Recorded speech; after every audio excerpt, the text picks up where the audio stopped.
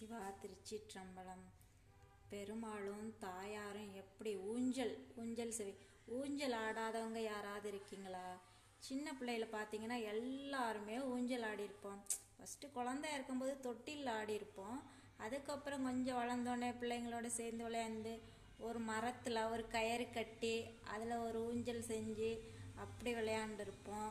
அப்புறம் பார்த்திங்கன்னா துணி ஒரு சேலையில் ஒரு அம்மா பார்த்திங்கன்னா சேலையில் நமக்கு ஒரு ஊஞ்சல் மாதிரி கட்டி கொடுப்பாங்க, அதில் ஆடிருப்போம். இங்கே பெருமாளும் தாயார் எப்படி தங்க தொட்டில் ஊஞ்சல் ஆடுறாங்க. சிவா இதாங்க இது திருவாசகத்தில் இப்போ பார்த்திங்கன்னா திருப்பொன்னூசல்னு ஒரு பதிகமே இருக்குங்க. அப்போ ஊஞ்சல் எவ்வளோ முக்கியமானது பார்த்திங்களா? பழைய காலத்து வீட்டிலலாம் பார்த்திங்கன்னா எல்லார் வீட்லேயும் ஊஞ்சல் இருக்கும். இப்போது அது மாதிரி யார் கொஞ்சம் பேர் வீட்டில் தான் இருக்குது. ஊஞ்சல் ஆடுறது உங்களுக்கு எவ்வளோ பிடிக்குன்னு சொல்லுங்கள்.